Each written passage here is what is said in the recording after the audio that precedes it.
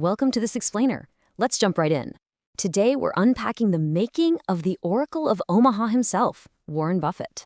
We are constantly bombarded with these wild stories of overnight tech billionaires and sudden viral fortunes, right? But Buffett's story, it is fascinatingly different. He didn't code some groundbreaking app in his dorm room or invent a revolutionary piece of hardware. Instead, he took a few dollars and turned them into a massive, world-changing fortune through something much, much quieter. Patient, methodical investing over decades. It's an absolute masterclass in strategy, and we're going to break down exactly how he pulled it off. Imagine building one of history's greatest fortunes just by patiently investing for decades. Seriously, let that sink in for a second. We almost always associate massive wealth with that fast-paced, high-risk startup world where everything moves at the speed of light. But the thing that makes Buffett's path so incredible is how accessible it was. He proved that you don't actually need a magical, one-of-a-kind invention to build an empire. What you need is a system, you need discipline, and above all else, you need time. So let's trace this step-by-step journey of how a regular kid built one of the greatest financial empires in human history. Part 1. The Omaha Childhood Hustle. A fascination with money. Okay, to really understand the billionaire, we've got to travel back in time to his totally ordinary beginnings in Omaha, Nebraska. Young Warren's intense fascination with money, it wasn't just some passing childhood phase. It was hardwired into him from the very beginning. He didn't just want to spend money like the other kids, he wanted to understand exactly how it grew. I mean, while most kids were out playing tag, little Warren was literally calculating profit margins, going door to door selling chewing gum and glass Coca-Cola bottles. By grade school, he'd already upgraded his inventory. He was selling golf balls he found scattered around local courses and peddling magazines. Fast forward to his teenage years, and he takes on this massive newspaper delivery route. But here is the absolute most crucial part of this whole thing. It wasn't just about making the cash. It was his relentless, burning drive to save every single dollar he made. He was practically hoarding capital before he even fully grasped what the word meant. Which brings us to a highly significant number, 11. At just 11 years old, an age when, let's be honest, the biggest decision most of us were making was what game to play at recess, Warren Buffett took his hard-earned savings from all those childhood side hustles and he bought his very first stock. He was officially in the market. Part 2. Lessons from stock number 1. The value of patience. Now, this first investment wasn't just a simple buy-and-forget-it transaction for young Warren. It wasn't beginner's luck, and it definitely wasn't a smooth ride. It was this deeply foundational learning moment that ended up shaping his entire lifelong philosophy about money. So he buys shares in an oil company, watches the price immediately plunge, holds on until it recovers just slightly, and then sells, only to watch that exact same stock totally skyrocket right after he let it go.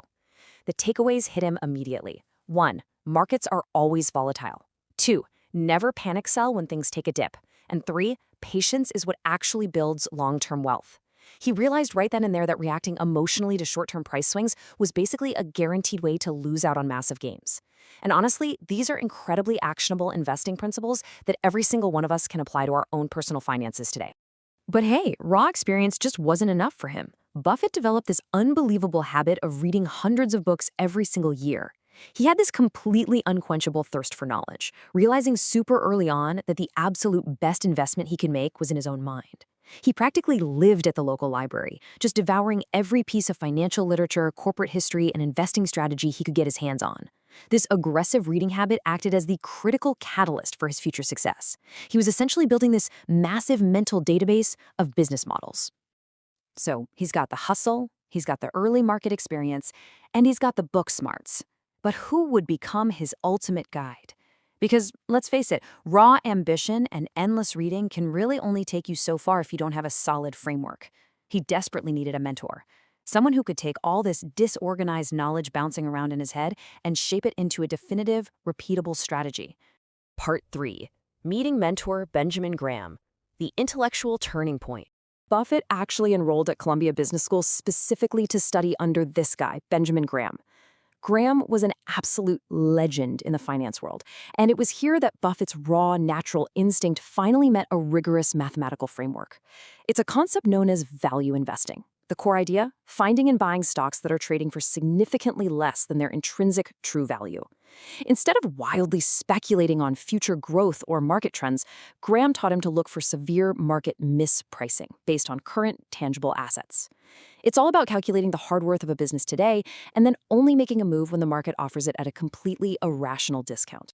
So how did this look in practice? Well, after graduation, Buffett diligently applied this Graham method. Step 1. Analyze the business strictly on paper. You look at the cold, hard balance sheets, and you completely ignore the hype. Step 2. Buy at a steep discount. This is what Graham famously called having a margin of safety. And step 3. Wait patiently for the broader market to finally wake up and correct the price. It's totally unemotional, it's highly mathematical, and yeah, it requires a tremendous, almost painful amount of discipline. The theory is absolutely brilliant, right? But the big question still remains, how did he turn this neat little theory into a global empire? Because knowing how to value a stock on a piece of paper is a very, very different ballgame from managing millions of dollars and building a conglomerate. Buffett needed to test this framework out in the messy real world completely on his own. Part 4. Launching the Early Partnerships. Buffett Partnership Limited. Returning home to Omaha, Buffett started pulling capital from family, friends, and local business people to form his very first independent investment partnerships. And his business strategy here was built entirely on a deeply disciplined reputation. First off, he strictly applied those value investing rules he picked up at Columbia, literally no exceptions. Second, he just completely ignored the daily market noise. He refused to let Wall Street panic dictate any of his moves. And because of this focus, third, he consistently amassed incredible wealth for those early partners, vastly outperforming the broader market. And finally, fourth, all of this built massive, unshakable trust. His investors knew, without a doubt, that he was reliable, he was methodical, and profoundly disciplined. So, he's making his partners and himself very wealthy. But his biggest opportunity? It hadn't even arrived yet. Seriously, everything he had done up to this point, the childhood hustles, the obsessive reading, the mentorship under Graham, the early partnerships, all of it was merely a prologue. The absolute most critical turning point in his life, and honestly, arguably in the entire history of modern investing, was waiting right around the corner. Part 5. The Berkshire Hathaway Pivot. A struggling textile company. Now, prepare yourselves for this, because this is where the story introduces a massive, head-scratching paradox. After years of perfectly executing his mentor strategies and buying highly profitable, fundamentally undervalued businesses, Buffett suddenly sets his sights on a failing textile mill up in New England, a company called Berkshire Hathaway. It is a stark contrast. On one hand, you have this disciplined, brilliant value investor on an absolute winning streak, armed with the best financial education in the world.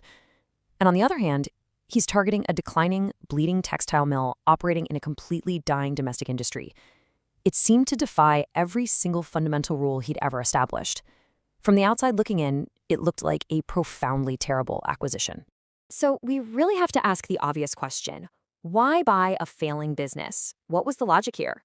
If the Graham method is strictly about finding mispriced value, what on earth did Warren Buffett see in a dying textile mill that everyone else on Wall Street was just completely missing? Was it a momentary lapse in judgment, or was there some hidden master-level layer to his strategy? Well, this one small, seemingly terrible investment decision would go on to rewrite investing history forever. That failing mill would eventually be completely hollowed out, brilliantly repurposed, and transformed into the massive, globally dominant holding company that we all know today. But exactly how he orchestrated that unprecedented pivot from a dying factory into an empire worth hundreds of billions of dollars, now that is a fascinating masterclass for another day. Thanks so much for joining me on this explainer. Keep learning, and I'll catch you next time. Welcome back to Part 2 of our explainer on the one and only Oracle of Omaha. If you joined us for Part 1, you saw exactly how Warren Buffett took control of a struggling business called Berkshire Hathaway. But today, we're going to look at the mechanics of what happened next. We are going to unpack exactly why Warren Buffett became so incredibly wealthy, how value investing actually works in the real world, and why patience is absolutely the greatest investing advantage you can ever possess. Today's masterclass is packed.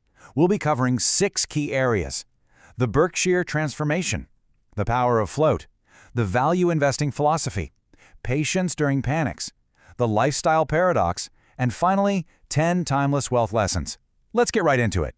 Section 1, the Berkshire transformation. This was the massive pivot that literally changed everything. Picture this. It's the 1960s, and Berkshire Hathaway is just this dying textile mill. Terrible economics, fading industry, right?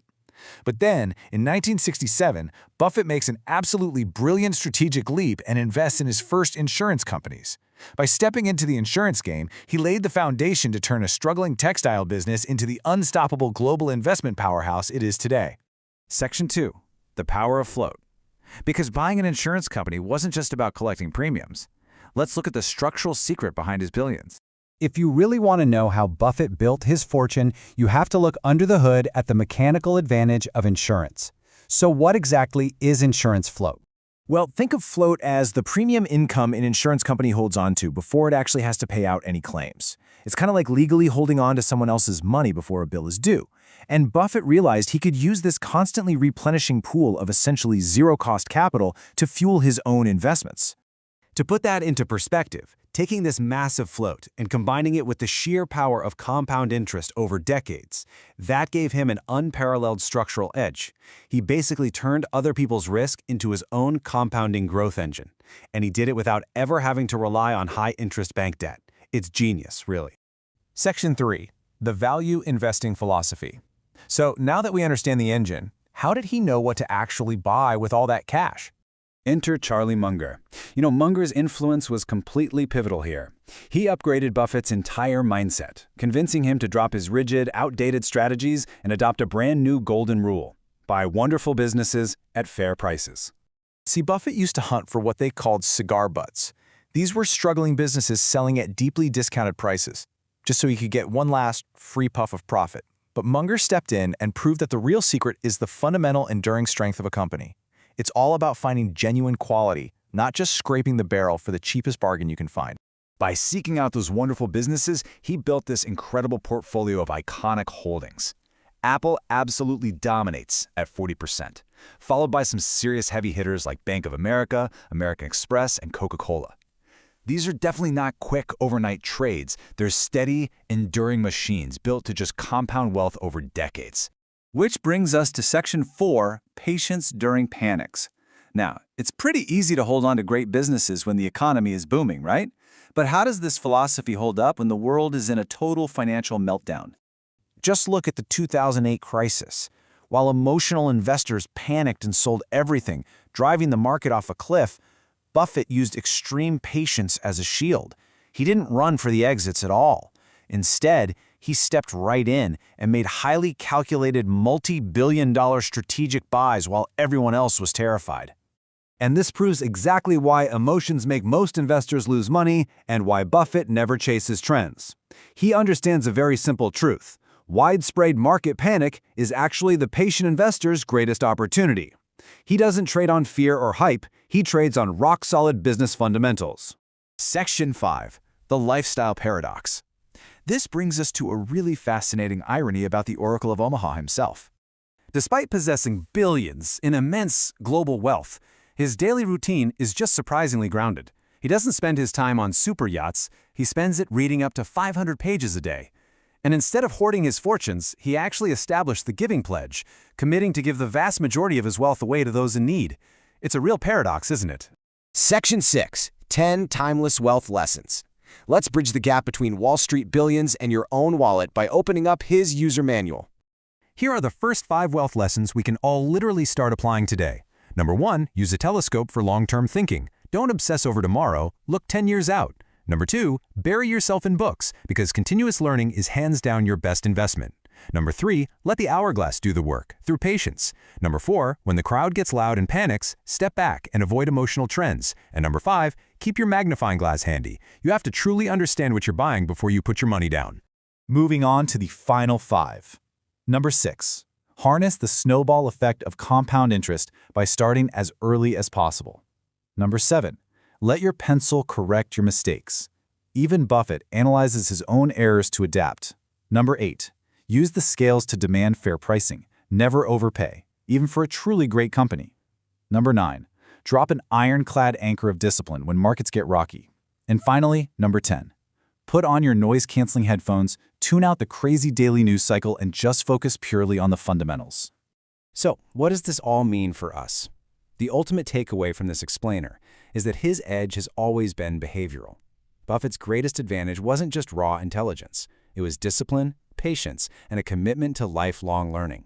It proves that anyone, and I mean anyone, willing to master their own behavior and think long-term can build real, lasting wealth. Markets are going to rise and fall, and flashy trends will always fade.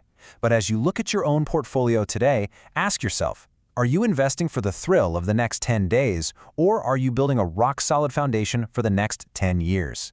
Thanks so much for joining us for this explainer, and we'll catch you in the next one.